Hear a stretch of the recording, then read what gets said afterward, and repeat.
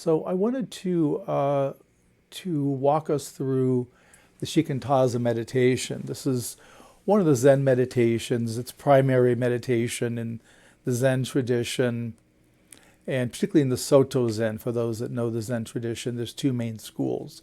The Rinzai, which is principally landed in koans, but also uses Shikantaza, and then the Soto school, which lands mostly, grounded mostly in Shikantaza, and some teachers work with koans.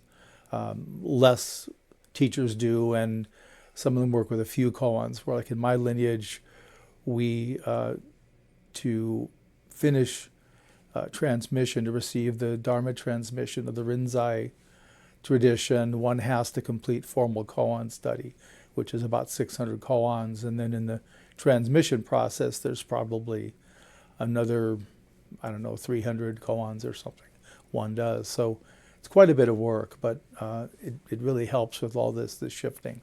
But the silent illumination meditation, Shikantaza, is really an important one, a useful one, and it's one that we can use to open and access and rest in the Absolute directly. So in my view, Shikantaza was in Theravada Buddhism, typically when you start with a teacher, a traditional Theravadan teacher, particularly in Asia, they'll start you with what's called anapanasati. Anapana means breath, sati means awareness. So breath awareness, awareness of the breath. And in the lineage I'm in, the Pawak Sayadaw lineage, we take the breath as our object in this region between the nostrils and the upper lip, called the Anapana region. And then one uses this practice.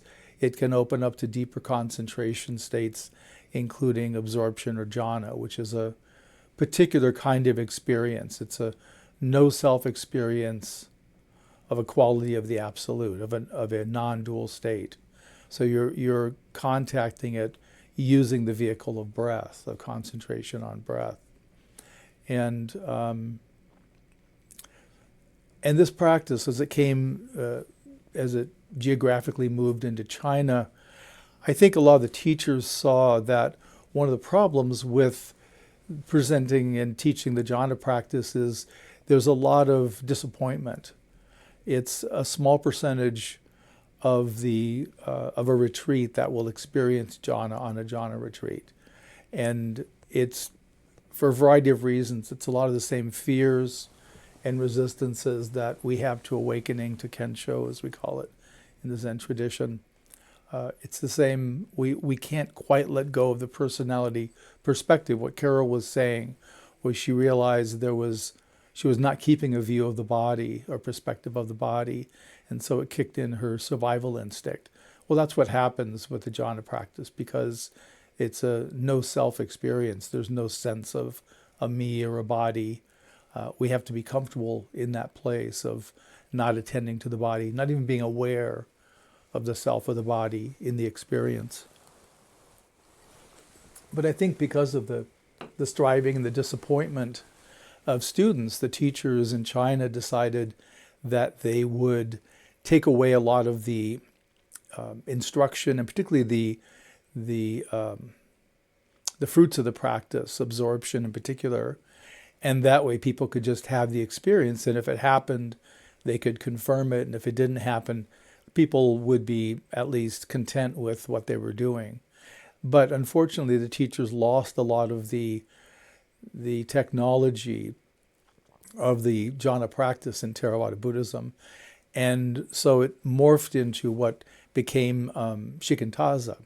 So I can see a lot of the pieces to this of the two meditations, and there are other a couple of Chan teachers, Chinese teachers, who are also of the opinion that the jhana practice, anapanasati, morphed into Shikantaza, or just sitting in open awareness practice. So, but anyway, but the Shikantaza, when I was taught this as a youngster, we were given a lot of instruction on the formal physical posture. We all wore robes and sat in these certain positions and had to have the form of the practice.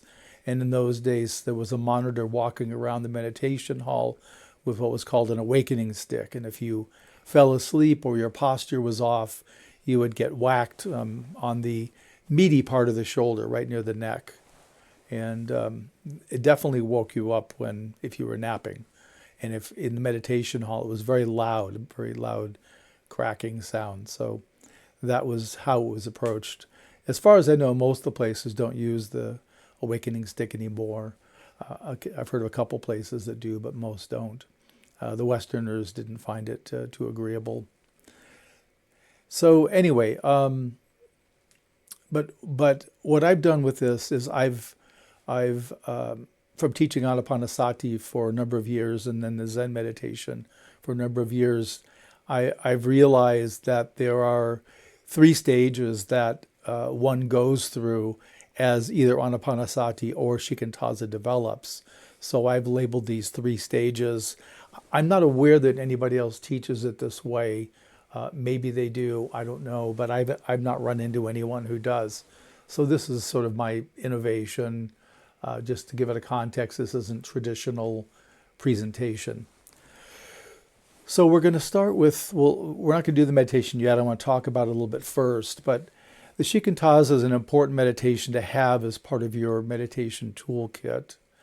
And it's one where we will follow the same, I'll walk you through, or follow the same sequence of establishing our grounding, moving into the hara, the heart, the wisdom eye, the crown chakra. And then we turn attention to our interiority, particularly paying attention to whether body and mind are in a unity or separate. For the people that feel a separation, the majority feel mind is in the head and, of course, body is from the neck down. And so usually somewhere in the neck area is where they feel there's a division. I've got some folks who refer to themselves as walking heads. They're very much in their head. They can't feel too much of their body. And so that's a possibility. But the main thing to know is that the divide between mind and body is conceptual only. It's based on ideas, thoughts, convictions about reality. So the strategy is, if you bring your awareness to mind-body, if there is a unity already, then just be with the unity. If you feel a separation, then you want to hold mind, body, and separation. Hold them all together as one. And by paying attention, maintaining awareness on mind, body, and separation, that conceptual divide will soften and fall away. And you'll feel just this sense of unity or flow internally. And that's stage 1. So once we have the body-mind unity, then we bring awareness to the exterior of the body, the outside. So we're feeling inside and we're feeling outside simultaneous. And we first want to notice, is there a difference between what I feel internally and what I feel externally? Meaning, are there 2 realities, or is it in effect the same substance? Using the ocean as metaphor, is it ocean inside, is it ocean outside? So is that the same or different? And then just holding these 2, inside, outside, and we're waiting for them to, let's say, harmonize or unify. And interestingly, as they unify, as they merge, as the oneness is revealed, the body boundary, which is one of the ways we know ourselves, the ways we support an I, the body boundary begins to drop. And the felt sense of that is, like, you can't feel a particular arm. My left arm may not exist, or it may feel as though it's 2 meters away from my body.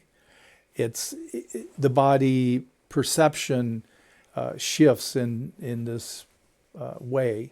So we do it, we sit with the inside-outside until enough of our body is absent that we can feel the unity of the inside-outside very specifically and clearly. And at that point, that's stage 2, unity of inside-outside. And then we move into stage 3, which is just opening to the vastness, this unity of the felt sense internally or inner and the felt sense externally.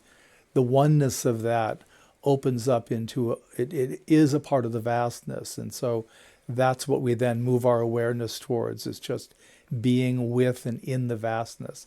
So like in the ocean, opening awareness to the fullness of the ocean, we're doing the same here. We're opening our awareness as fully as it wishes to open in this vast spaciousness that is the Absolute. So anyway, that's the sequence of how it's practiced. Any questions on the practice itself?